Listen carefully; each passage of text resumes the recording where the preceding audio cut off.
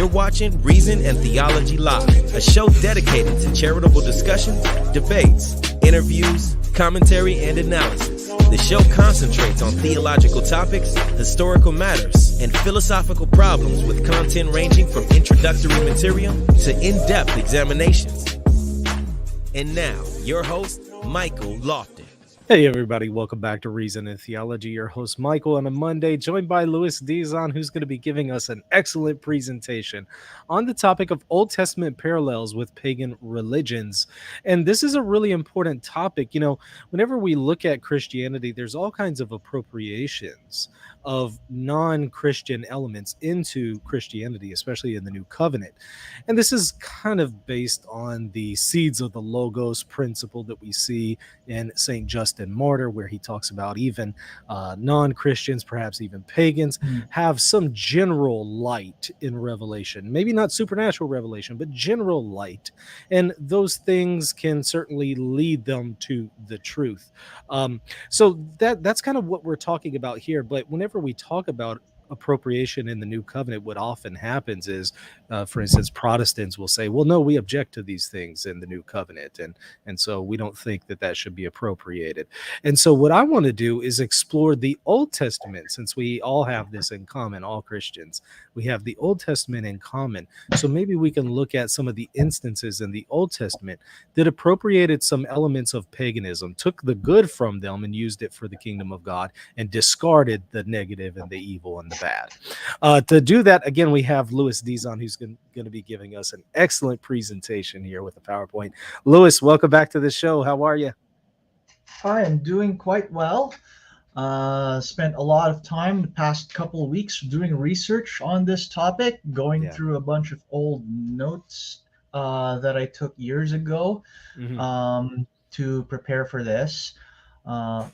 So the reason why I volunteered to take on this task is because when I was doing my undergraduate in Near Middle Eastern civilizations, I did a lot of ancient Near Eastern studies and biblical archaeology. So I got to do like some deep dives on like parallels between the Old Testament and ancient Near Eastern religion and literature. So I'm excited to share some of the studies that I've done over the years, which I've condensed in the past couple of weeks into one presentation. It's amazing you say condensed, because this is a thorough presentation. So I can only imagine all the stuff that you've grappled with if this is the condensed version. Oh yeah. Like there are so many texts that I could have added to this presentation, and I had to be judicious about which one to include. Sure. So I wanted to just show some of the most striking parallels, at least in my opinion. Yeah, I'm really excited about this. So, hey, whenever you want to start the presentation, go ahead and pull it up. I'll add it on the screen, and you can take it away. All right, I'm gonna do that now. All right, so the working title that I have for this presentation is Old Testament Religion and the Ancient Near East, Parallels and Influences. So we're going to talk mostly about the Old Testament and how knowing the ancient Near Eastern background to the Old Testament helps to illuminate some of the various religious aspects that we see contained in sacred scripture. But before we get to the Old Testament itself, I want to start off by first I'm going to give you a structure of my presentation. So before I get to the Old Testament itself, I have to talk about different approaches to culture and religion that have been developed over the centuries within Christianity in general, as well as Catholicism in particular. And then moving from there, we'll talk about the Old Testament attitude toward culture and religion. So we will talk about how the Old Testament itself regards the culture and religion of its neighbors. And then we'll talk about various elements of ancient Near Eastern religion that are relevant to understanding the Old Testament. And then we're going to talk about Judaism and Hellenism. So we're going to go into the Second Temple period, specifically the Maccabean period, and see how Judaism grappled with the influence of Greek culture. And then we'll wrap it all up into conclusion.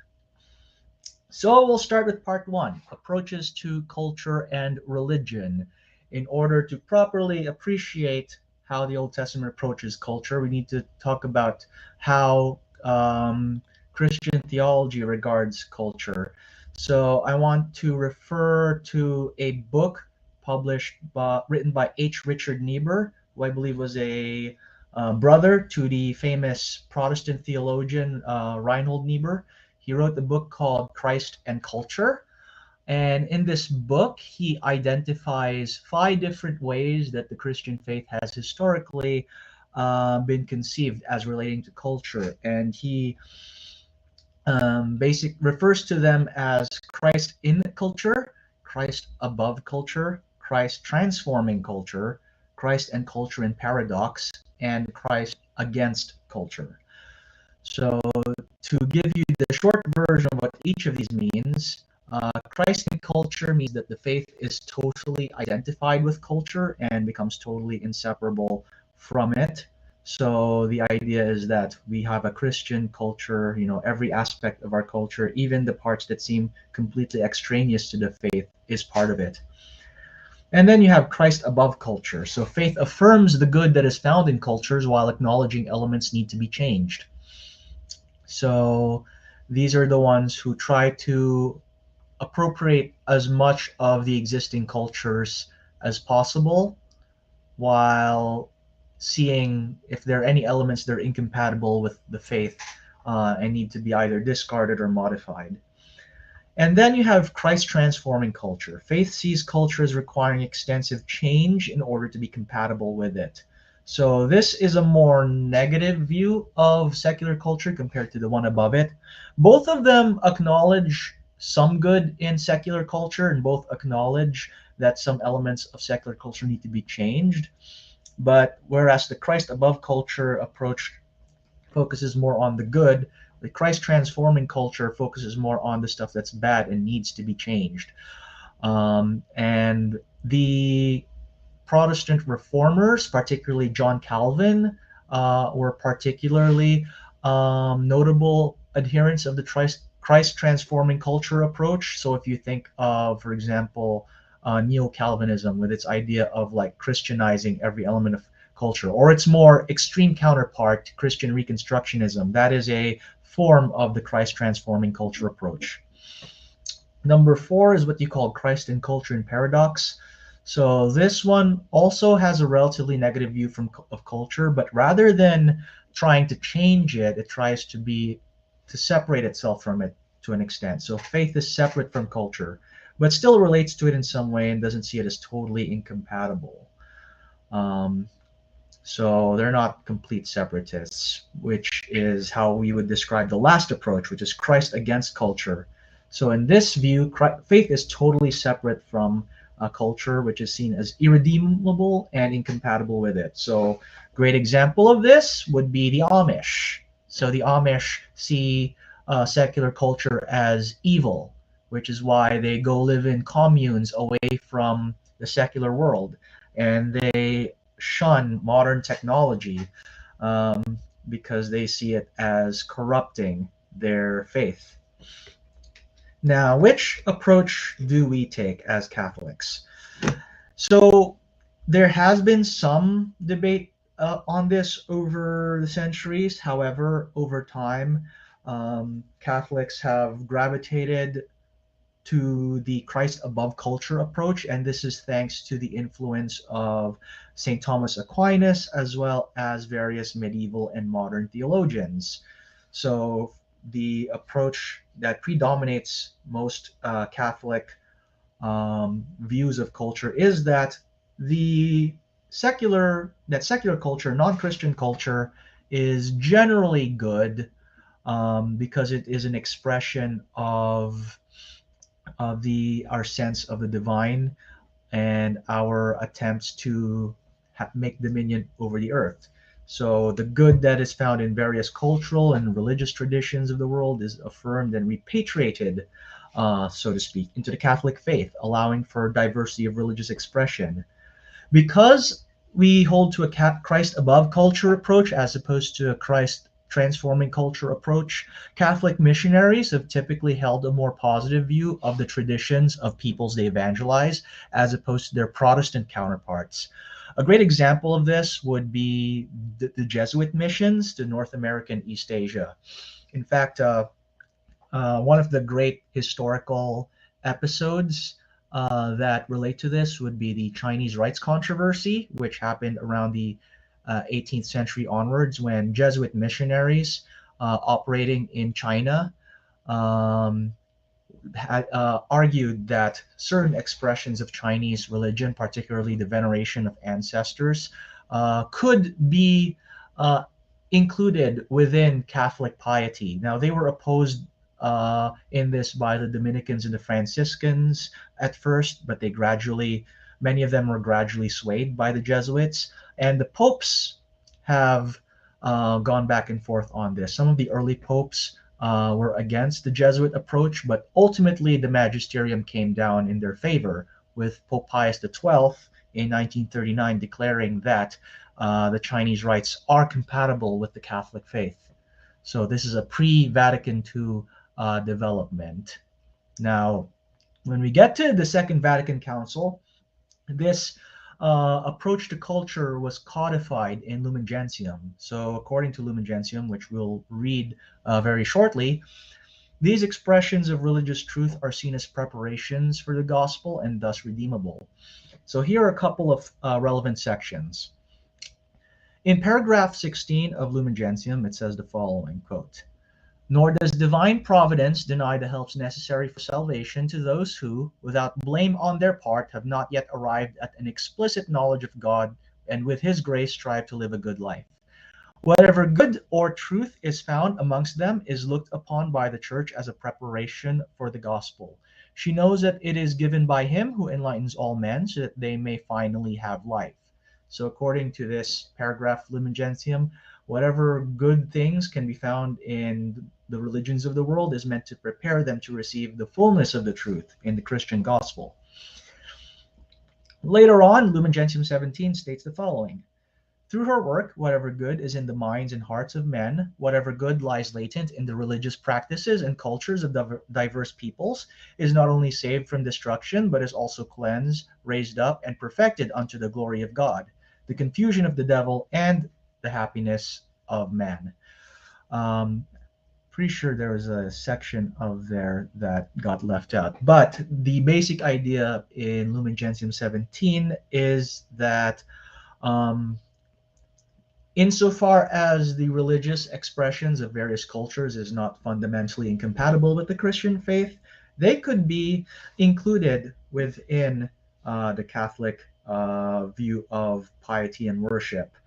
So the Chinese rites is one example of that. In North American indigenous culture, you would have something like smudging, which is the use of various herbs such as sage, burning them to produce a good smell, and traditionally it was thought of as warding off evil spirits. But I know some indigenous Catholics who actually use smudging as a form of sacramental, and Pope John Paul II actually spoke positively of that practice. Now, this way of relating to culture didn't really start with Christianity. Elements of it can be found in biblical Judaism as well. So this is where I get to my basic thesis. My thesis is that the religion of the Old Testament incorporates many aspects of broader ancient Near Eastern culture and religion, which were redeemed by God and sanctified for use by the Israelites. So the rest of this presentation will basically be just me hammering out this particular thesis. So we get to part 2, Old Testament attitudes to culture and religion. In order to understand the Old Testament attitude, we need to talk about the concept of holiness. So there is the word kadosh in Hebrew, which we translate as holy.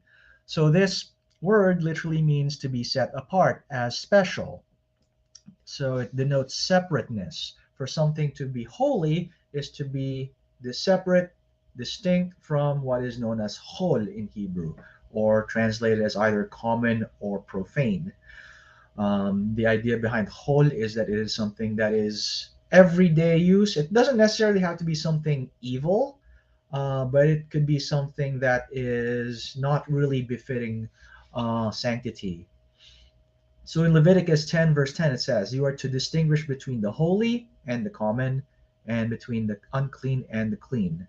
So God is commanding Israel, you must distinguish between what is kadosh and what is chol, and you are to, um, you know, avoid what is chol, especially in the context of ritual worship.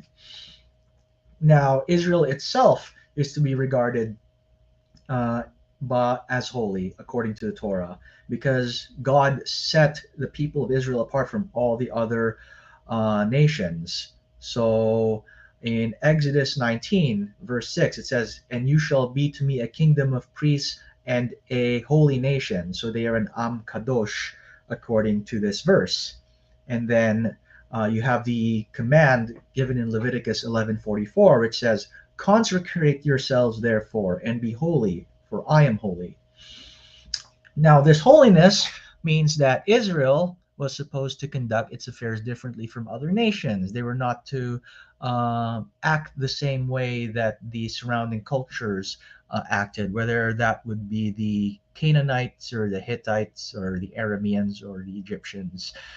In Leviticus 18:30, it says this: "So keep my charge never to practice any of these abominable customs that were practiced before you, and never to make yourselves unclean by them. I am the Lord your God."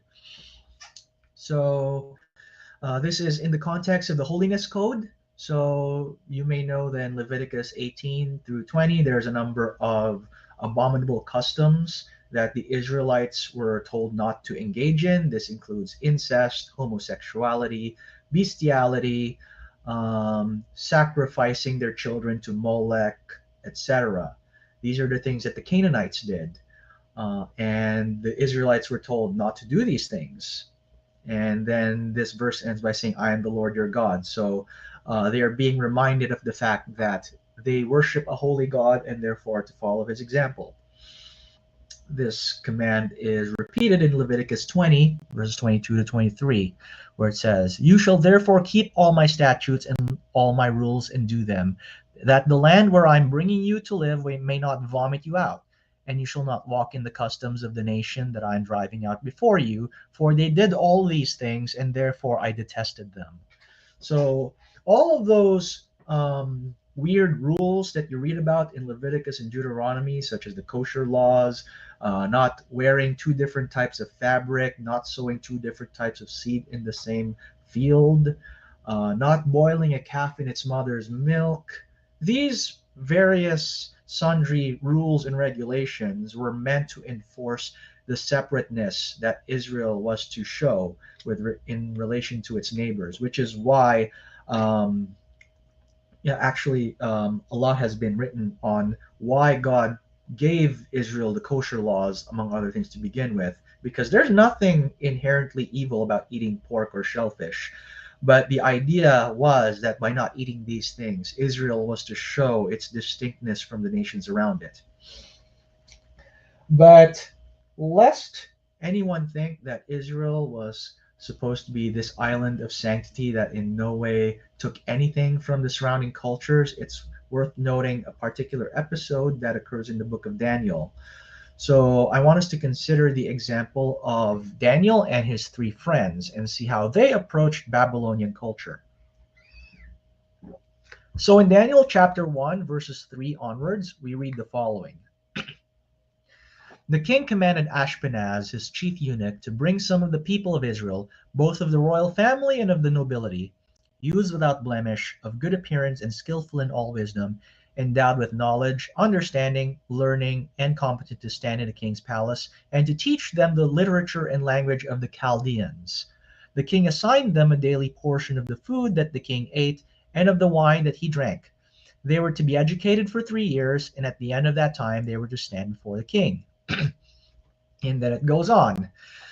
"Among these were Daniel, Hananiah, Mishael, and Azariah of the tribe of Judah.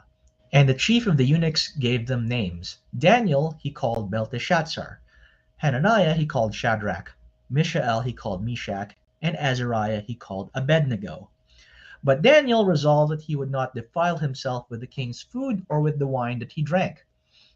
Therefore, he asked the chief of the eunuchs to allow him not to defile himself. And God gave Daniel favor and compassion in the sight of the chief of the eunuchs.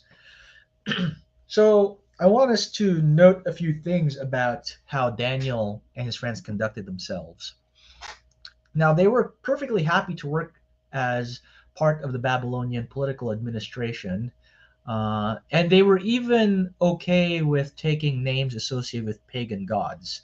So Belteshazzar, which is the name that was given to Daniel, uh, it actually literally means Bel, protect the prince. Bel, of course, being a pagan god. In the Greek version of Daniel, we have that one episode where Daniel actually proves that Bel is a false god. And you'd have the name Abednego, which literally means the servant of Nabu. So Nabu gets Hebraicized into Nego. So at least two of the Hebrew youths took on names that have pagan gods associated with them. And we have no indication that they were against taking these names. However, they did draw the line at eating non kosher foods. So they resolved not to eat the non kosher food that was being served in the king's palace. Later on in Daniel 3, we see that Nebuchadnezzar tells everyone to worship the golden statue, and the three youths resolve not to do that.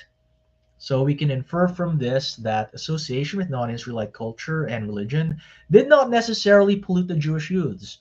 Only when it explicitly violated Torah laws did they resist. And we can see how there is a line. It's not completely arbitrary. They didn't randomly decide, oh, we're okay with following this, we're not okay with following this. God did give explicit guidelines on what was acceptable and what was not, and that is the guidelines found in the Torah. Where the Torah did not give explicit rules against doing something, they were okay with it. So the idea is that God tells you what not to do, and where God doesn't tell you not to do it, you are free to do it. Now, if we look at ancient Near Eastern religion, we can see that there is actually quite a bit there that it has in common with Israelite religion. So the holiness and separateness of Israel did not preclude Israel taking some of the outward forms of ancient Near Eastern religion and using them in their worship of the one true God, Yahweh. And this includes, but is not limited to, altars for sacrifice, priests, temples, psalms and hymns for worship, and the invocation of blessings and curses. So we're going to look at least some of these and see how similar they are to ancient Near Eastern religion. So there are a couple of primary source texts that I'm going to be referring to. Two main texts that I will be invoking quite a bit would be the classic anthology, The Ancient Near East, an anthology of texts and pictures, edited by James B. Pritchard. So anyone who wants to know what ancient Near Eastern culture and religion is like should have this book, because this is one of the most complete collections of such documents that has been published as a single volume. And I'll also be quoting some Hittite texts. For that, I have Gary Beckman's Hittite diplomatic texts here. And this is particularly relevant when we look at parallels between the book of Deuteronomy and Hittite vassal treaties. So let's look at elements of ancient Near Eastern religion. And this is part 3 of my presentation. We'll start by talking about covenant blessings and curses. So if you look at the book of Deuteronomy, one of the things that has been observed about the book is that it follows the vassal treaty structure. And one of the elements of that is the idea of covenant blessings and curses. You see this particularly in Deuteronomy 28. The whole chapter is one long list of blessings that come upon Israel if they obey the Mosaic law, and curses if they disobey it. So verses 1 to 14 list the blessings, verses 15 to 68 list the curses. Notice that the curses are significantly longer than the blessings. And this feature of the book comes from the vassal treaty genre, which often comes with invocations of the gods to bestow blessings and curses upon the vassal if they obey or disobey the sovereign. Many of the curses, interestingly enough, if you look at them, are very similar in wording, suggesting that Deuteronomy is meant to be a vassal treaty between Yahweh and the Israelites. Now, some notes between different A&E vassal treaty styles. There are a number of different treaty styles that have developed over the millennia. But the two most prominent ones are the Hittite vassal treaty, which flourished in the second millennium BC, and the Neo-Assyrian vassal treaty, which flourished in the first millennium BC. And these two differ from each other in a few significant ways. The most noteworthy difference is that while Hittite vassal treaties contain both curses and blessings, Neo-Assyrian treaties typically only contain curses, and we'll see examples of both. Now, in this regard, Deuteronomy follows the Hittite pattern more closely than the Neo-Assyrian pattern, suggesting a date of composition during the second millennium BC. This is relevant if you ever have a discussion on the documentary hypothesis. The fact that Deuteronomy follows a Hittite vassal treaty structure suggests that it is way too early for the date that is traditionally assigned to it by proponents of the JEDP theory. But that's a topic for another day. So if you want to have a comparison with the Hittite treaty structure in Deuteronomy, this is it. So Deuteronomy chapters 1 to 3 contain what is known as the historical prologue. And then Deuteronomy 4 to 26 has what is known as the stipulations. So these are the rules that the vassal is meant to follow.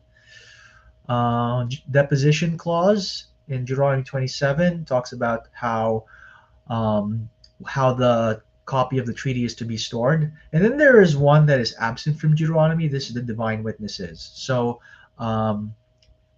Hittite treaties typically invoked various gods to serve as divine witnesses.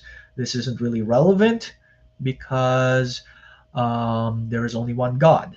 And then you have the curse and the blessings. One notable difference between Hittite treaties and Deuteronomy is that Hittite treaties typically list the curses first and the blessings after.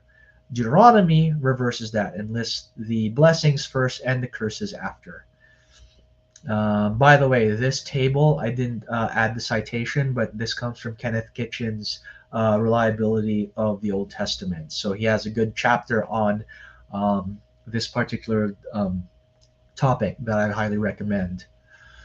Now let's look at what some of these curses sound like, blessings and curses. So for Hittite vassal treaty, I've chosen the treaty between Suppiluliuma I of Hatti and Shatiwaza of Mitanni. And you know that you have been trounced really badly when you have to swear fealty to an emperor named Suppiluliuma. Be that as it may, we see what exactly Prince Shatiwaza was being threatened with if he refused to obey Suppiluliuma I. And I will quote the curses here. If you, Prince Shatiwaza, and you Hurrians, do not observe the words of this treaty, the gods, lords of the oath, shall destroy you and you Hurrians, together with your land, your wives, and your possessions. They will draw you out like malt from its husk. As one does not get a plant in the midst of, and then the treaty breaks off here. So you, together with any other wife whom you might take in place of my daughter, and you Hurrians, together with your wives, your sons, and your land, shall thus have no progeny. And these gods who are lords of the oath shall allot you poverty and destitution. And you, Shatiwaza, they shall overthrow your throne. And you, Shatiwaza, these oath gods shall snap you off like a reed, together with your land. Your name and your progeny by another wife whom you might take shall be eradicated from the earth. And you, Shatiwaza, together with your land, because of not delivering goodness and recovery among the Hurrians, you shall be eradicated. The ground shall be ice, so that you will slip. The ground of your land shall be a marsh of, and then breaks off again, so that you will certainly sink and be unable to cross. You, Shatiwaza, and the Hurrians shall be the enemies of the 1,000 gods. They shall defeat you. Now here is the blessing part. If you, Prince Shatiwaza, and you Hurrians observe this treaty and oath, these gods shall protect you. Shatiwaza, together with your wife, daughter of the king of Hatti, her sons and grandsons, and you Hurrians, together with your wives and your sons, and together with your land. And the land of Mitanni shall return to its former state. It shall prosper and expand. And you, Shatiwaza, your sons and grandsons by the daughter of the great king, king of Hatti, the Hurrians shall accept you for kingship for eternity. Prolong the life of the throne of your father. Prolong the life of the land of Mitanni. So you can see Prince Shatiwaza is being forced to obey King Supiluliyuma of Hatti, because if he doesn't, the gods are going to smite him. Now, a later text, a Neo-Assyrian vassal treaty, would be the treaty between Esarhaddon and Baal of Tyr. Fun fact, by the way, Esarhaddon is mentioned at one point in, I believe, 2 Kings, because he is the son of Sennacherib, the Assyrian emperor who tried and failed to conquer Jerusalem. So he gets a passing reference in the Old Testament. Now, this is the treaty that Esarhaddon made with Baal of Tyr, or the curse that is associated with the treaty. May Ninlil, who resides in Nineveh, tie you with a swift dagger. May Ishtar, who resides in Arbela, not grant you mercy and forgiveness. May Gula, the great physician, put illness and weariness in your hearts, an unhealing sore in your body, bathed in your own blood as if in water. May the 7 gods, the warrior gods, cause your downfall with their fierce weapons. May Bethel and Anath Bethel deliver you to a man-eating lion. May the great gods of heaven and earth, the gods of Assyria, the gods of Akkad, and the gods of Ebernari curse you with an indissoluble curse. May Baal Samemme, Baal Malag, and Baal Saphon raise an evil wind against your ships to undo their moorings. Tear out their mooring pole. May a strong wave sink them in the sea, a violent tide against you. May Melkart and Eshmun deliver your land to destruction, your people to be deported from your land. May they make disappear food for your mouth, clothes for your body, oil for your ointment. May Astarte break your bow in the thick of battle, and have you crouch at the feet of your enemy. May a foreign enemy divide your belongings. So again, we have some threats being placed upon them here. Now, for the biblical comparison, I will just take a portion of the really long cursing section in Deuteronomy 28. So here is verses 25 through 35 of that chapter. So we can see by way of comparison. The Lord will cause you to be defeated before your enemies. You shall go out one way against them and flee 7 ways before them, and you shall be a horror to all the kingdoms of the earth. And your dead body shall be food for all birds of the air and for the beasts of the earth, and there shall be no more to frighten them away. The Lord will strike you with the boils of Egypt, and with tumors and scabs and itch, of which you cannot be healed. The Lord will strike you with madness and blindness and confusion of mind, and you shall grope at noonday, as the blind grope in darkness, and you shall not prosper in your ways. And you shall be only oppressed and robbed continually, and there shall be no one to help you. You shall betroth a wife, but another man shall ravish her. You shall build a house, but you shall not dwell in it. You shall plant a vineyard, but you shall not enjoy its fruit. Your ox shall be slaughtered before your eyes, but you shall not eat any of it. Your donkey shall be seized before your face, but shall not be restored to you. Your sheep shall be given to your enemies, but there shall be no one to help you. Your sons and your daughters shall be given to another people, while your eyes look on and fail with longing for them all day long, but you shall be helpless. A nation that you have not known shall eat up the fruit of your ground and of all your labors, and you shall be only oppressed and crushed continually, so that you are driven mad by the sights that your eyes see. The Lord will strike you on the knees and on the legs with grievous boils, of which you cannot be healed, from the sole of your foot to the crown of your head.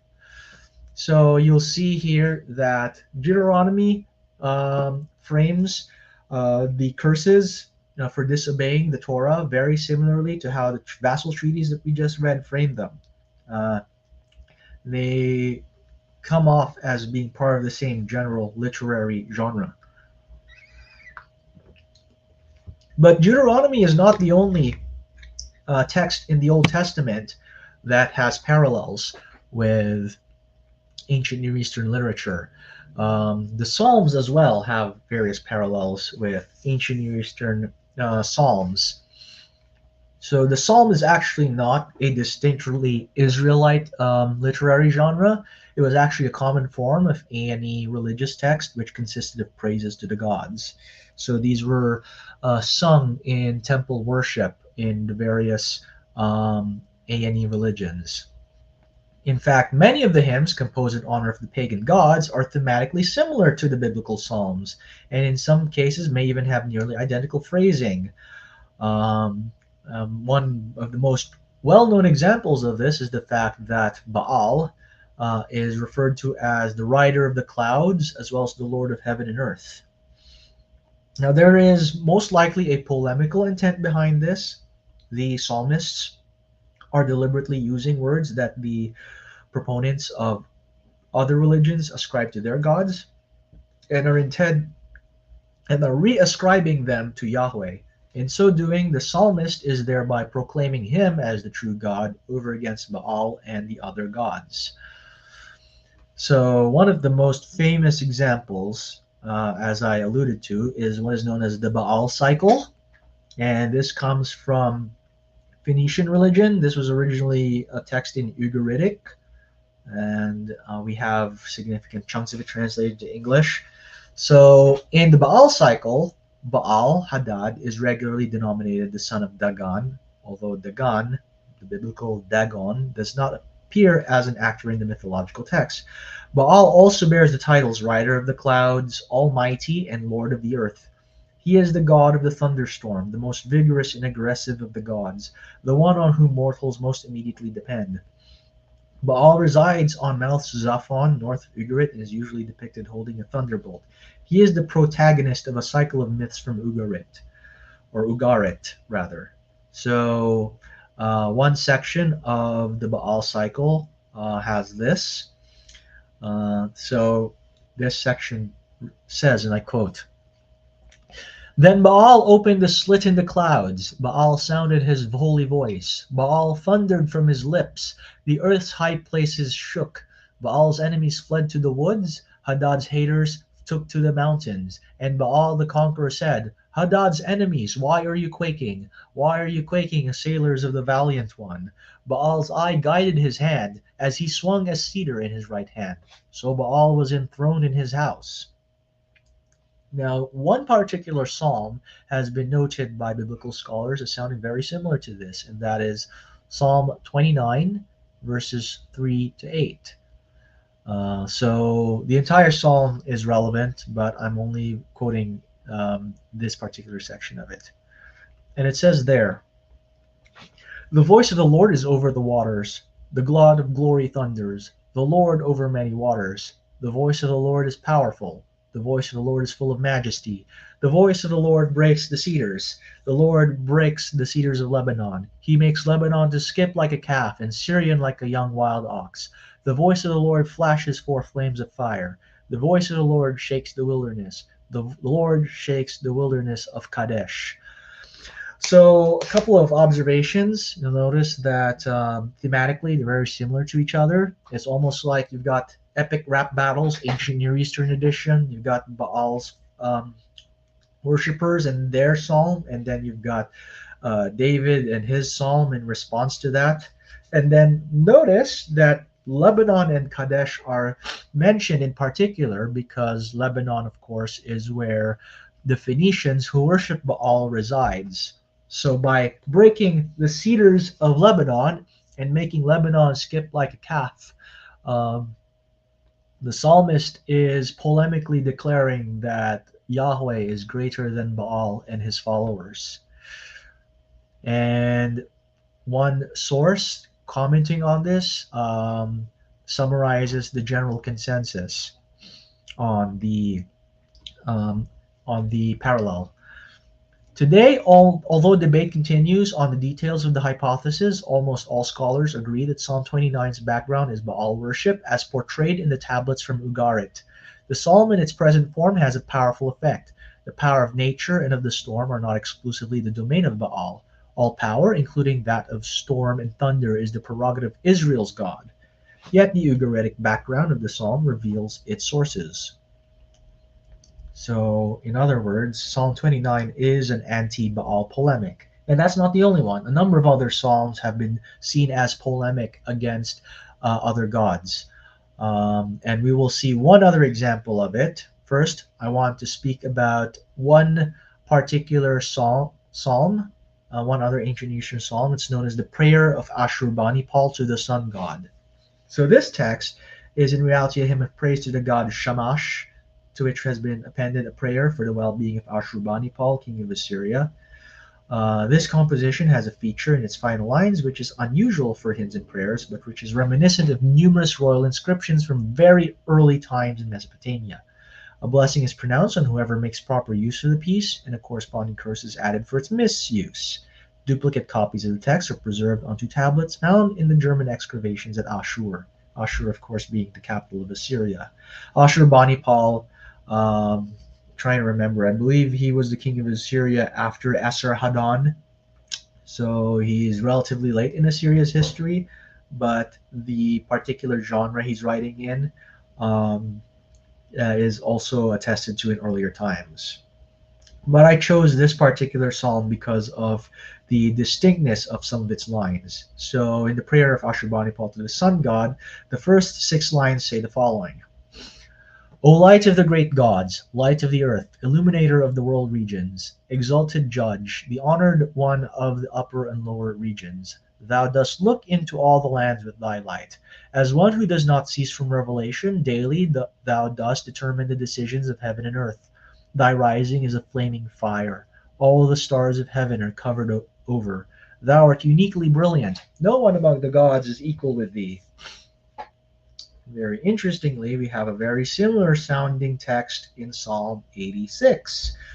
So in Psalm 86 verses 6 and 10, we read the following, quote, There is none like you among the gods, O Lord, nor are there any works like yours. All the nations you have made shall come and worship before you, O Lord, and shall glorify your name. For you are great and do wondrous things. You alone are God.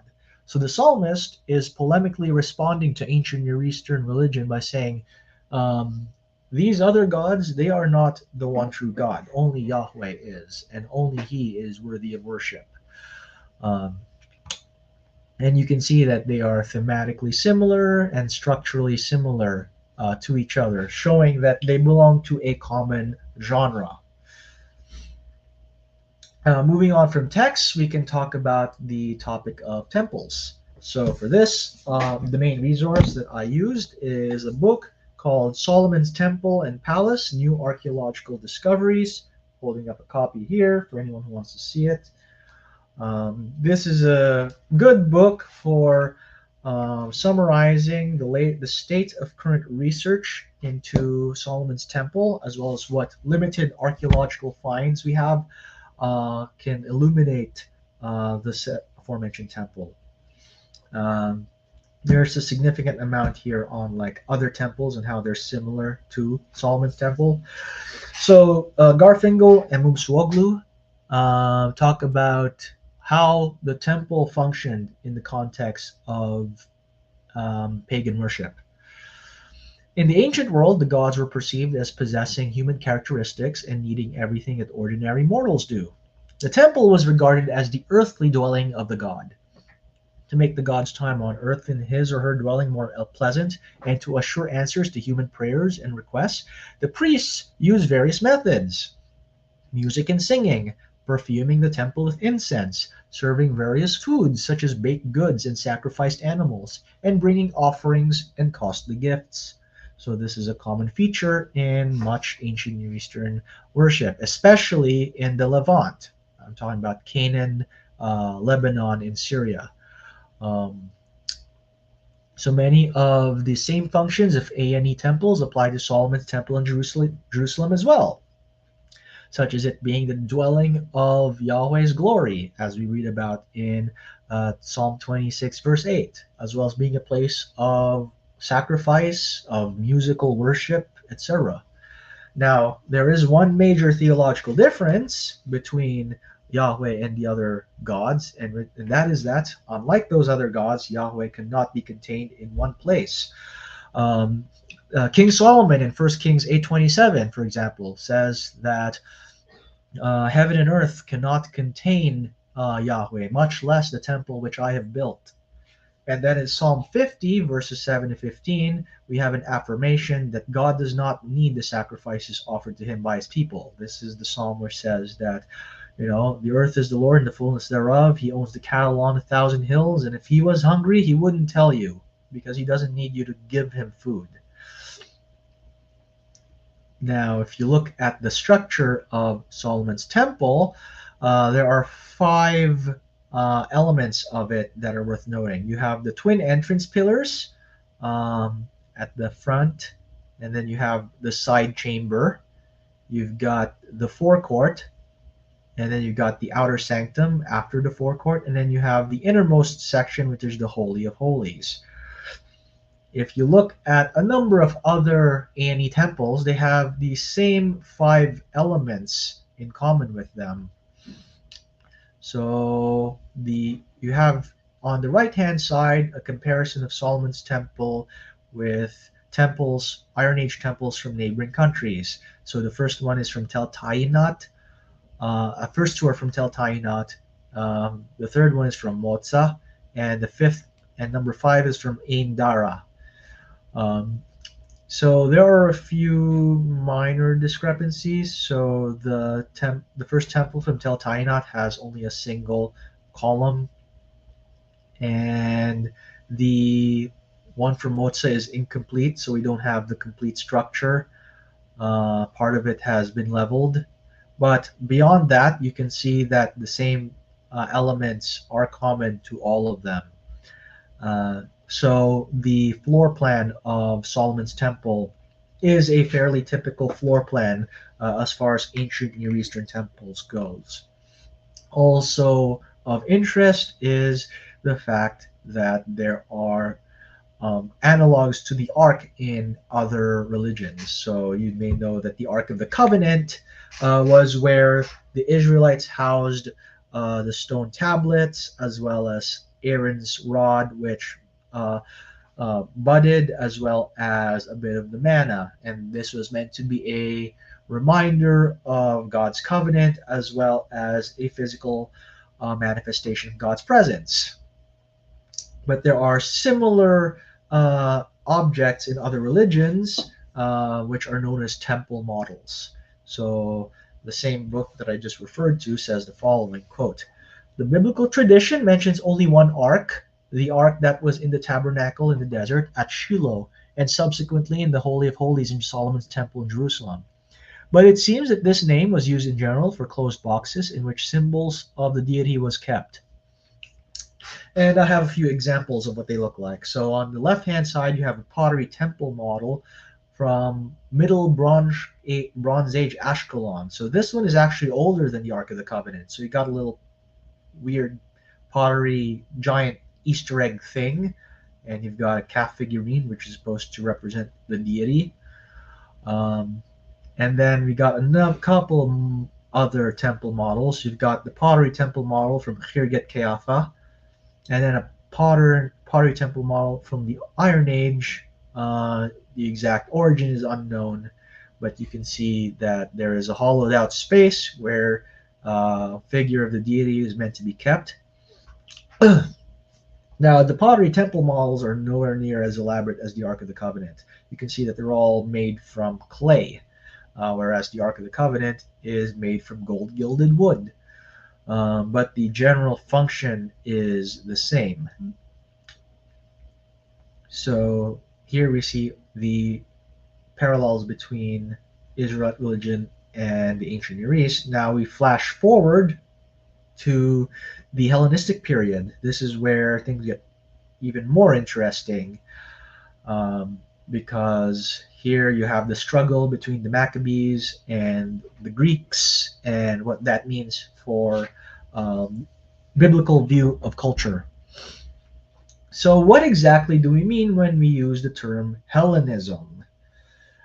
So to understand this concept, we need to do a quick rundown of that particular time in ancient history. So Alexander the Great, who was from Macedon, rallied together the Greeks and defeated the Persians. And then after he did that, he went on a rampage and conquered much of the known world, producing what was the largest empire in the world up to that point. In so doing, he brought Greek language, culture, and religion to many of the lands that he conquered. Now, many of these lands, of course, have their existing cultural elements, and the result was that Greek culture fused with existing Ani traditions in various ways. One example is that the Greek gods came to be identified with the gods of these various religions, so that they were seen as different names for the same character. The resulting new syncretic culture is what we now refer to as Hellenism. Now, after Alexander the Great died, you've got the splitting of his empire into smaller kingdoms. For the rundown of how that came about and the uh, historical context of what came after, I refer viewers to the R&T Bible commentary that I did on the books of Maccabees. I will not be repeating most of the same content here because you can just go listen to that one. But I will quote a few sections from Second Maccabees that are relevant to our discussion. So in Second Maccabees 2, verse 9 to 22, we've got a description of how the Maccabees fought against Hellenistic influence. And so in the prologue it says, "The story of Judas Maccabeus and his brothers, and the purification of the great temple, and the dedication of the altar, and further the wars against Antiochus Epiphanes and his son Eupator, and the appearances that came from heaven to those who fought zealously on behalf of Judaism, so that though few in number they seized the whole land and pursued the barbarian hordes, and recovered the temple famous throughout the world, and freed the city and restored the laws that were about to be abolished, while the Lord with great kindness became gracious to them." So Judas Maccabeus and his brothers rose up in response to the polluting of Jewish culture. A number of Hellenistic Jews living in the land wanted to bring in Greek culture to the land of Palestine, and read about this in chapter 4, verses 7 to 17. So this is a fairly long section, but I'll read the whole thing. "When Seleucus died and Antiochus, who was called Epiphanes, succeeded to the kingdom, Jason, the brother of Onias, obtained the high priesthood by corruption, promising the king at an interview 360 talents of silver, and from another source of revenue, 80 talents. In addition to this, he promised to pay 150 more if permission were given to establish by his authority a gymnasium and a body of youth for it, and to enroll the people of Jerusalem as citizens of Antioch. When the king assented and Jason came to office, he at once shifted his compatriots over to the Greek way of life.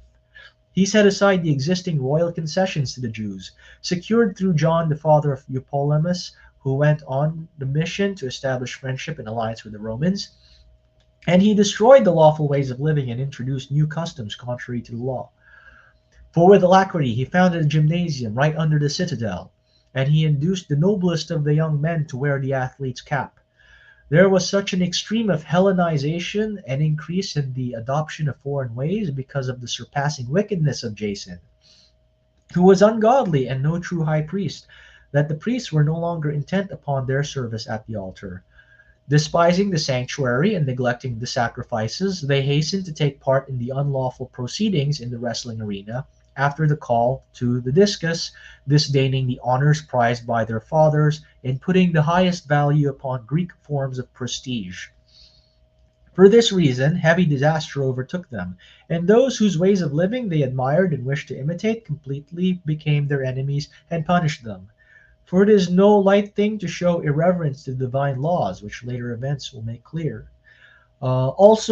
What happened, although it is not mentioned in the text we just read, is how Epiphanes profaned the temple by erecting a statue of Zeus there and sacrificing a pig of all animals in the aforementioned temple. And this is why The Feast of Hanukkah was instituted to celebrate the fact that the temple was reconsecrated after it was profaned in such a manner. So we see that the Maccabees had very good reason to be alarmed. The Greeks were trying to pollute Jewish culture with Hellenism, and they were against the introduction of Hellenism into Jewish society. And this involved not just flagrant displays of idolatry, such as the aforementioned statue of Zeus, but even such customs as gymnasia and broad brimmed hats. The gymnasium was seen as an affront to Jewish moral sensibilities because it required youths to uh, exercise naked. Broad brimmed hats were a physical manifestation of Greek culture that you wore on your head, and that was looked down upon as well. Now, from this, we see that pious Jews were suspicious of Hellenic culture and strove to keep Judaism pure from such influences.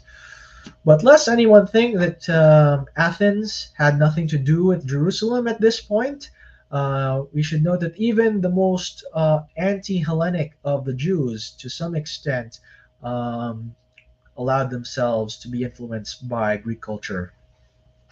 And for this, I refer the reader to the book From the Maccabees to the Mishnah by Shea J.D. Cohen, which is one of the best introductions to the Maccabean period.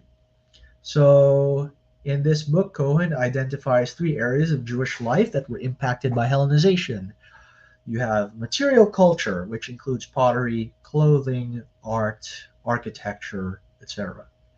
You have language, so this includes use of the Greek language and writing and speaking, as well as the inclusion of Greek loanwords into Hebrew and Aramaic. And then you have the influence of Greek philosophy and Greek ways of living.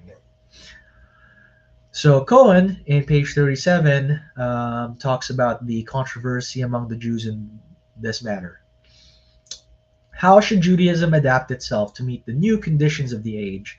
How far could Judaism go in absorbing foreign ways and ideas before it was untrue to itself and lost its identity? These were the key questions the Jews of antiquity had to answer, and they answered them in numerous and diverse ways. Some were prepared to become apostates by abandoning all those beliefs and practices that made Judaism distinctive.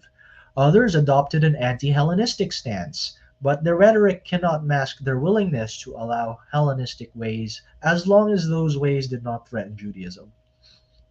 Even if the majority of Jews agreed that the golden mean was best, the diversity of their responses indicates that the precise definition of this golden mean remained elusive. So, in other words, the Jews generally agreed that you couldn't completely separate yourself from Hellenistic culture. You're going to have to accept some of it. The differences lay in how much of it can you accept. If we look at the Old Testament, we see that Greek influence can be seen therein. Now, one of the most well-known facts about the Old Testament is that it was originally written into Hebrew, but was translated into Greek in the 3rd century BC by the Jews living in Alexandria during the Ptolemaic period. And this translation of the Torah was known as Septuagint. After the Torah was translated, the rest of the Hebrew Bible was likewise translated into Greek.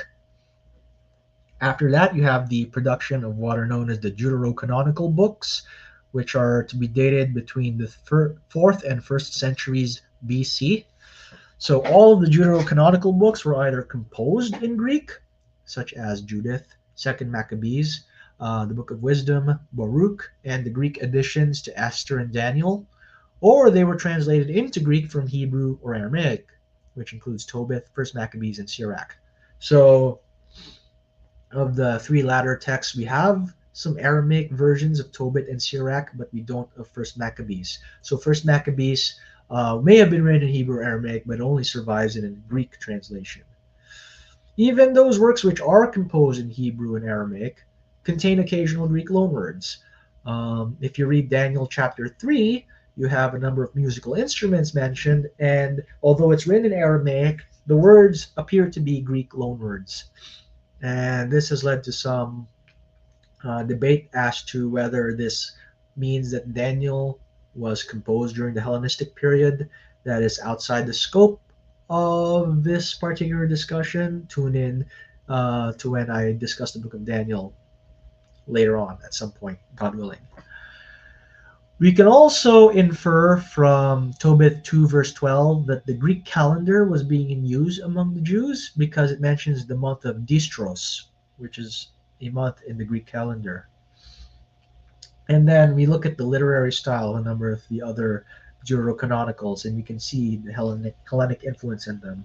Second Maccabees, for example, as Cohen notes, was written in a style that owes more to Herodotus, Thucydides, and Hellenistic historiography than to Kings and Chronicles.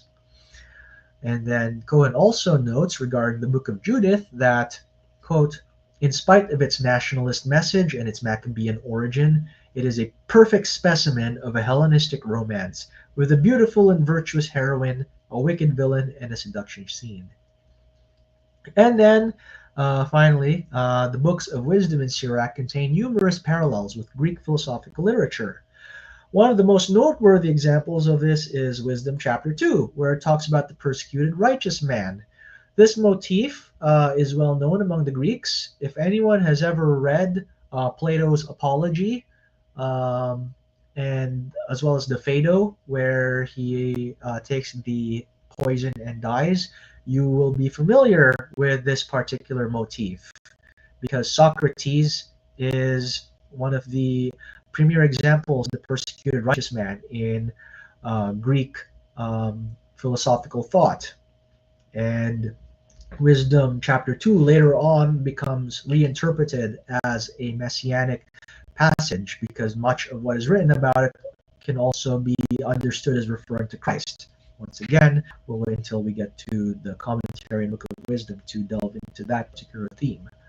Well, we can see that many of the books of the Old Testament, particularly the Deuterocanon, do have Hellenistic influence. So, what conclusion can we get from all of this? So, what we can conclude is that Old Testament religion was not created ex nihilo. The Israelites, in fact, used many of the pre-existing motifs and styles that were common to many of the other religious traditions in the ancient Near East.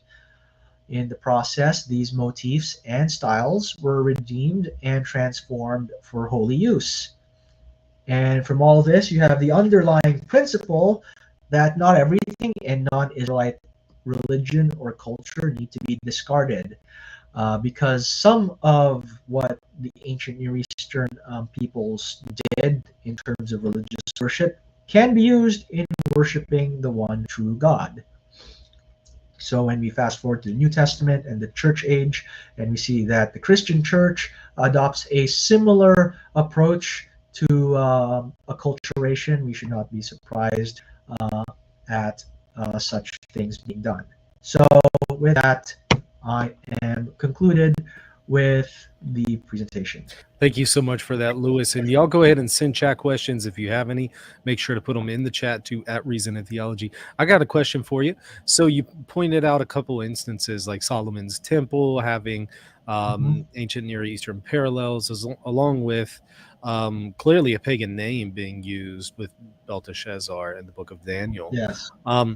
Can you explain, are there any principles here for how to discern, okay, well, what can be appropriated from paganism and what needs?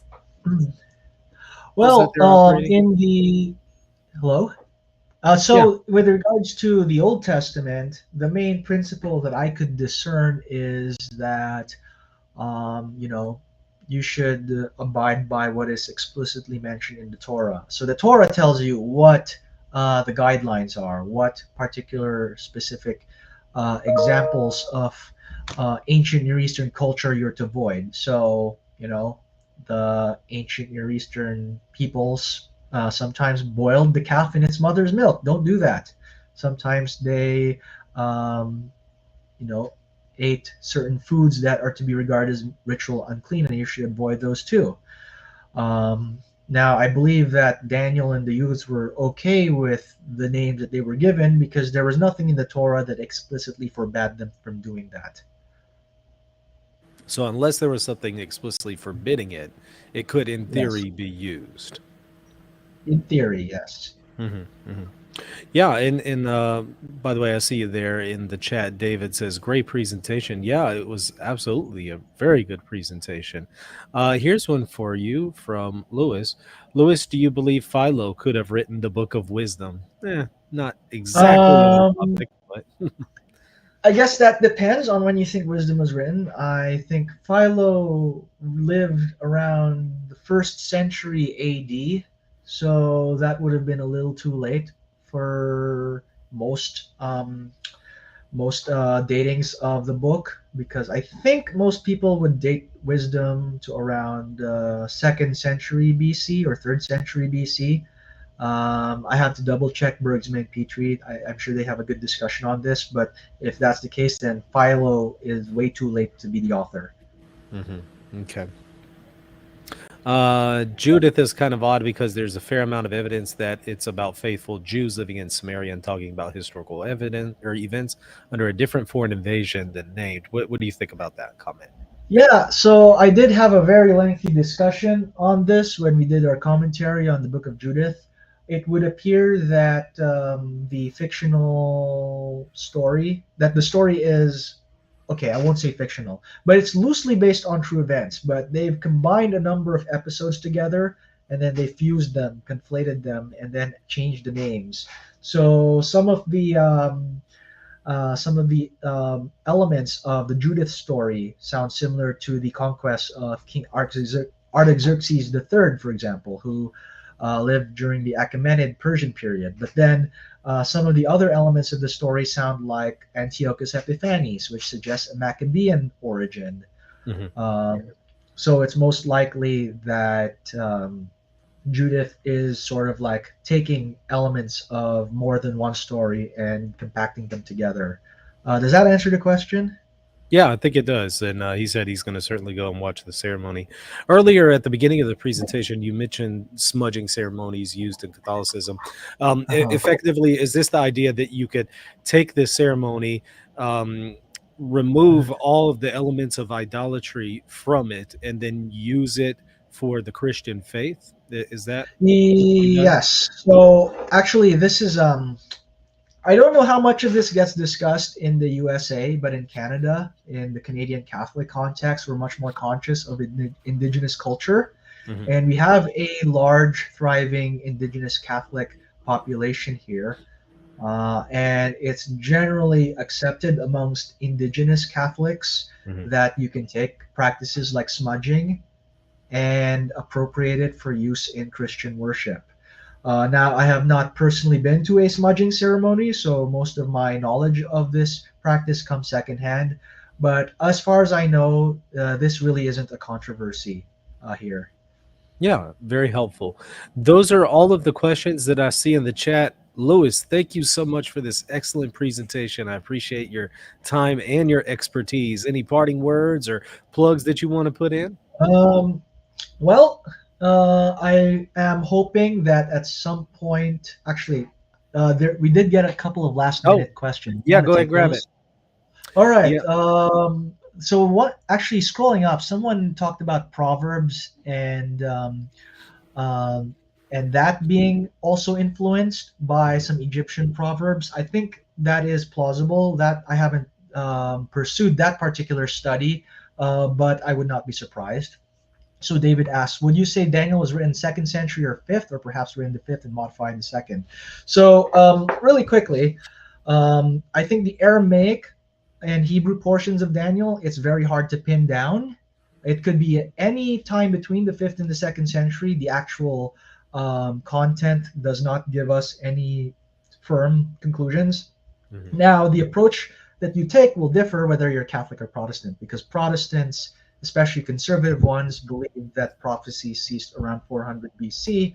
So if you're a conservative Protestant who believes in the concept of an intertestamental period, quote unquote, you're committed to saying Daniel must have been written before that. Catholics are under no such constraint. We believe that prophecy continued, so we're okay with Daniel being later. That being said, the Greek portions of Daniel were definitely composed later. You have the 2 appended chapters on Susanna, Bel, and the Dragon. That is definitely 2nd century material. Now, the other question, what significance can we take of the book of Daniel talking about famous people covered in it, such as Alexander the Great? So, if you believe that Daniel can have real predictive prophecy, then I have no reason to doubt that Daniel really did receive a vision of Alexander the Great. Most of the people who think otherwise have an a priori commitment to denying predictive prophecy. Also, somebody just repeated the question that I answered earlier about Proverbs 22. So I think it's possible, but I'm not entirely sure. All right. Whew. Yeah. Well, if Daniel is written so late, how can we really call it prophecy since he's prophesying of events that already happened? Exactly. This is a trend that you'll often see amongst liberal biblical scholars. They'll take a prophecy that mentions a specific figure, and they'll assume, oh, this must mean it was composed after said figure lived. Oh, Jesus talks about the second temple being destroyed. It must have been written after the second temple was destroyed. But there's no conclusive arguments indicating that it was written, after the prophecies. That is Daniel. No, I believe that if you just took the text at face value, at least the Hebrew and Aramaic portions of Daniel particularly, there's a wide range of dates we can conclude with. Yeah. Excellent. Thank you so much. Really appreciate this. Tony Silva also says, thank you, Louis. Yeah, this was really, really helpful. David is also thanking you. So once again, we really appreciate you and looking forward to having you back on, Louis. I'm looking forward to it as well. All right, everybody, hit that like button and the subscribe button. Be sure to share this on your social media, I should say. And also check me out, patreon.com/reason and theology if you want to support me. We'll see you later. God bless. If you're looking to buy or sell a home, office, or any kind of property anywhere in the world, you're going to want to call Real Estate for Life, and they're going to connect you with a Catholic agent. Now, that agent will donate a portion of their commission upon sale, and Real Estate for Life will donate 75% of that gift to a pro-life organization at no cost to you. Call Real Estate for Life at 1-877-LIFE-US1 or text them 248-431-1440. If you care about the pro-life cause, call them now. Hey, thanks for watching. Don't forget to hit the like button and the subscribe button.